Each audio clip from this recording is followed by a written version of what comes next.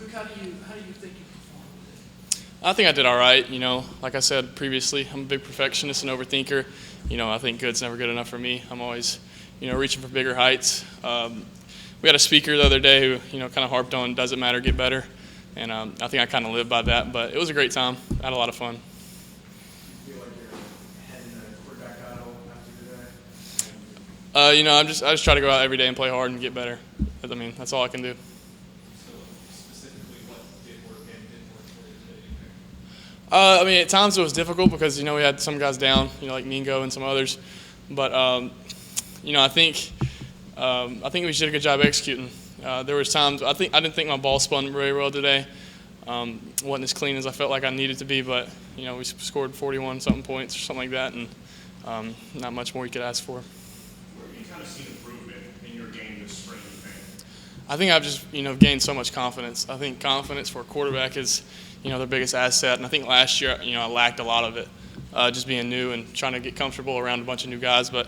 Once I got more confident, more comfortable with, my teammates and my coach and staff, it opened so many more doors.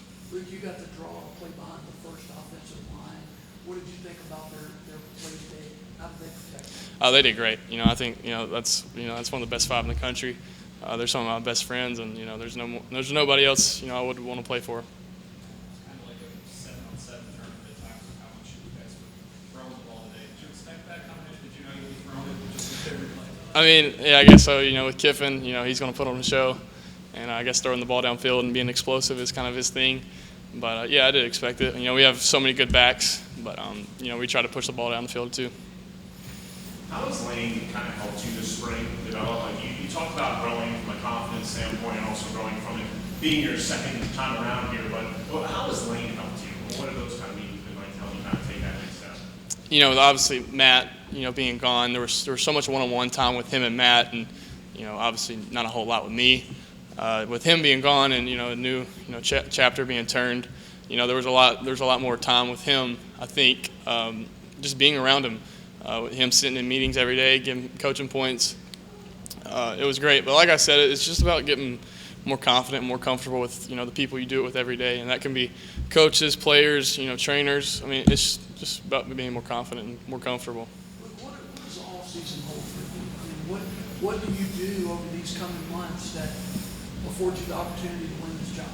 Just keep working, just keep doing what I'm doing. I think I'm doing a good job. I'm working really hard, but I think my mindset of doesn't matter, get better, and being a perfectionist and overthinker will push me every single day. Was Charlie calling your plays today? Yeah, he was. Thankfully, he's a great play caller. So what's that relationship been like kind of developing this spring? It's obviously grown a ton. Obviously didn't know him coming in and being around him so much. Like I said, you get more comfortable and confident, and he's one of the smartest guys I've ever been around, and I'm thankful to have him.